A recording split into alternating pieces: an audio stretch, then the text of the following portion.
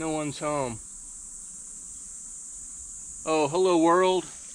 My name is Stephen Walker, and welcome to A Walker in the Woods.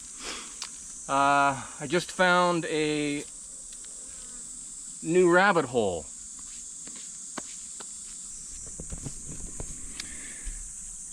It's a big rabbit. So, are you a nutter? Are you a black sheep? An outlier? A conspiracy theorist? What keeps you up at night? In this video, I'd like to dive into a few, or many, of the ones that I find very interesting. If you agree or disagree, or have some of your own, then I recommend that you drop a comment down below. Tell me what you agree with, what you disagree with, or ones that you have heard that you didn't hear on this video. And of course, if you do decide to tune in and turn on to this content, drop a thumbs up. It does help the algorithm. I have 5 categories that I want to touch on. So, health, science, wealth, the arts, and the esoteric. So, what do you think? Who do you think controls everything? Who are the men behind the curtain? I have a number of ones that I've heard of and have researched, and here's a quick list. The Vatican, the Council of 13. There are 13 families that supposedly control a lot, you know, going way back into the Renaissance and before. The World Economic Forum, the WEF, the Bilderbergs, the CFR, the Council of Foreign Relations, Club of Rome, Freemasons, basically the richest people in the world. Now you might say, well, isn't Elon Musk the richest? Isn't Bill Gates one of the richest? Isn't, you know, so-and-so sailor with the Bitcoin, isn't he one of the richest? All of their wealth fails in comparison to the people that have the real wealth and power and have always had it. And they're behind the curtain, and you'll never hear about them for a reason. Because all of the misdeeds happen in secrecy, behind that curtain. They're not going to let you know who the hell is doing what. They might put the scapegoat out in front of you on TV, so you have someone to blame, someone to get angry at, someone to fight, but they're never going to show you actually who's controlling. And if indeed they are human, who knows, man? David Icke, you know, he's one of the most famous conspiracy theorists out there who says the Queen is a lizard, or was a lizard. Who am I to disagree? I don't know. I've never met her. But if you really truly want to know who does control you, then you just have to know this. Who can't you criticize? Who are you not allowed to criticize?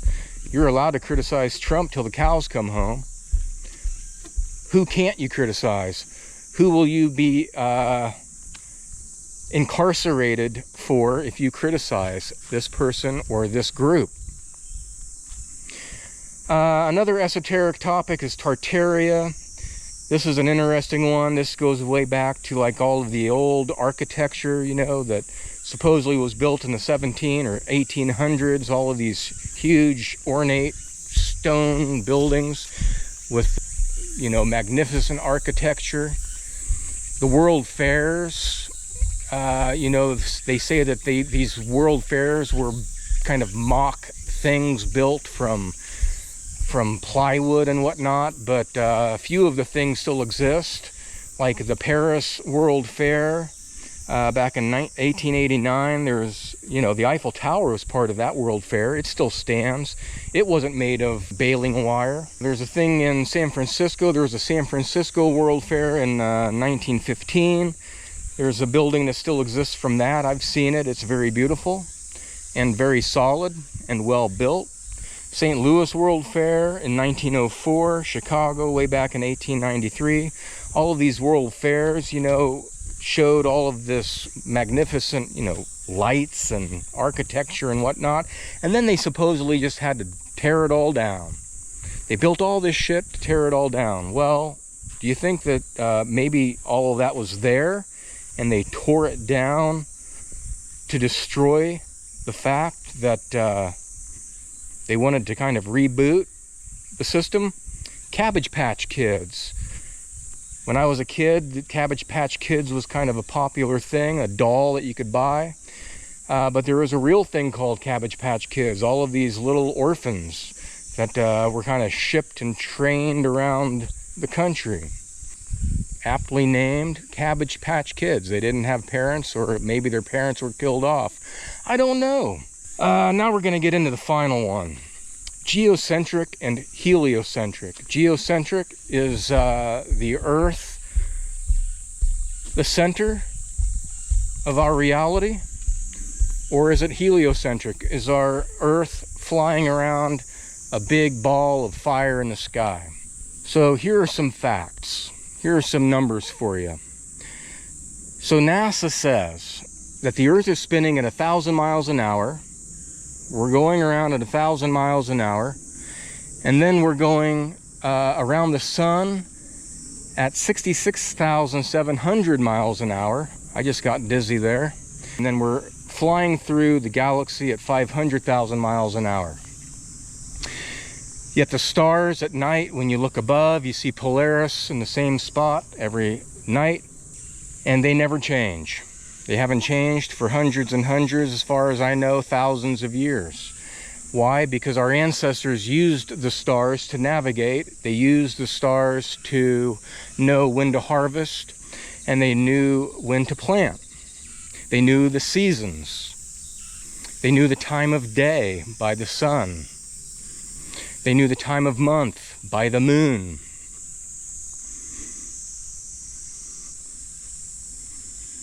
You know, it's kind of like the stars up there are just a real big clock.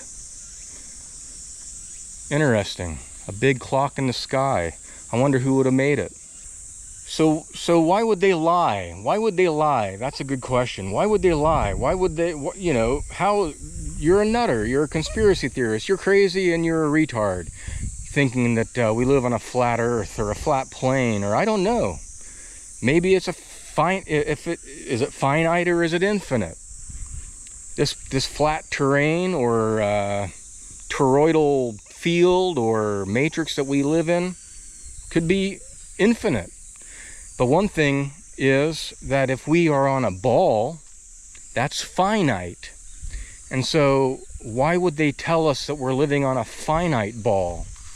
If we're on a finite ball, that means that there's finite resources. And if there's finite resources, that means that they can control us, saying, well, there's not enough water for y'all. There's not enough food for y'all to eat. There's not enough land for y'all to live on. If you've ever flown over Western America, USA, or just driving around Korea, there's a hell of a lot of land. Even though it's a small country, there's a lot of places to live and a lot of land that we can grow food. But the elite will say it's finite, limited resources. Kind of like the diamond, De Beers. The De Beers family, they own the diamonds, right? And they say that there's only so many diamonds available. That's why diamonds are so expensive. Well, actually, they just keep all these diamonds and only release a certain amount every year, keeping the price high. Limited. It's limited resource. If it's limited, it means they can charge more for it. It's a finite amount. That means it's more expensive. And that also means that there's nothing more to explore, nothing to see here. Don't go to Antarctica. There's another rabbit hole. Don't go down there. It's just cold. And in fact, you can't go down there because there's an Antarctic treaty that all of these countries have signed. And you can't go down and explore even if you wanted to. Well, yes, you can. You can take a trip. You can take a tour. Well, yeah, you can. It's expensive. And you can only go to certain bases. Well, why would you want to go anywhere else? It's cold and there's, you know, you're going to die. Well, at least let us have a chance to do it if we want to. But no, you gotta save the environment, save the penguins, if there are any penguins down there. Or are they hiding something? Are they hiding more land? Admiral Byrd, Project High Jump. Oh, the rabbit holes, the rabbit holes. They just keep going and winding and spinning all over the place. It's a beautiful thing. And, you know, one more thing that they could be hiding, and probably the most important, is a creator. Would be, to other people, maybe God. If you just look around, would you say that this is all just a product of the Big Bang? Now this is man-made. But would this have, if the Big Bang happened, then this has the same percentage of happening as all of that? Do you believe that? Can you believe it?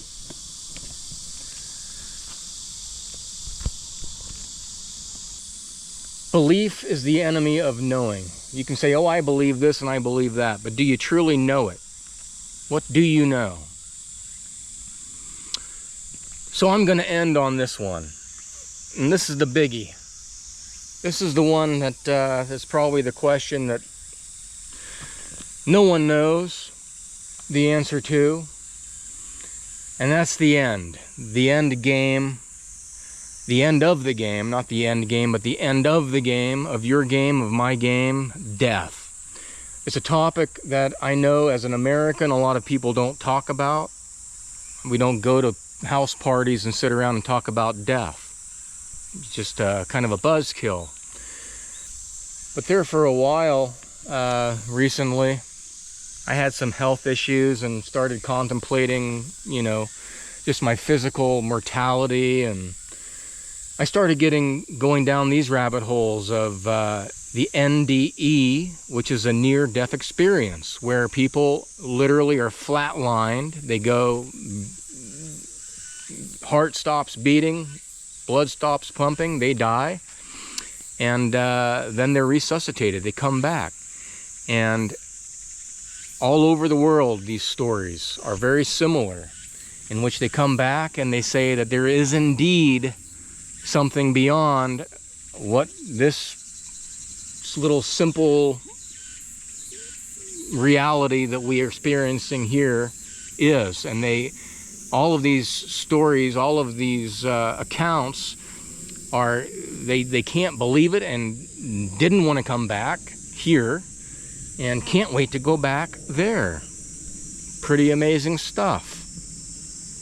And then you have the OBE, the out-of-body experience. There's a dude named Darius Wright, I believe his name is.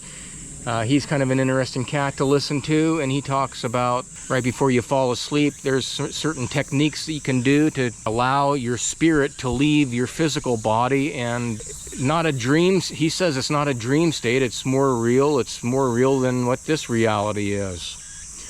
You know, there's just so many topics. It's like, when you turn off the television and you put down the Coca-Cola and all the bullshit food that keeps your pineal gland and your brain, you know, incapacitated, you eat healthy, you exercise, and you start tuning in to these theories that are fascinating. You can call me a nutter, you can call me a conspiracy theorist, you can call me you know, a retard, whatever you want. But I'm having a damn good time exploring all of this. Before I do go across the Rainbow Bridge last time into the great beyond, I want to know as much as possible. And if I'm going to be labeled negatively for it, so be it. So, who's on this journey with me? If you are, give me a thumbs up. If you are, give me a comment below and tell me what theories float your boat. And if any that I didn't touch on, please drop them below and I'll check them out. And if you like any of these more than others, and you want me to talk more about some than the others, and I'd be happy to do that. And if I don't know, I'll research. And I also like dropping names. I like dropping names. There's a lot of people out there, you know, that are talking about very interesting topics. All of these people are educated. Do they have all the answers? No. Do I have all the answers? Most definitely not. But I'm having a good time trying to figure out what all this is, who I am, and what's the frequency, Kenneth. So, until next time, keep doing your own research, keep learning something new, and as always, be vigilant. Peace out.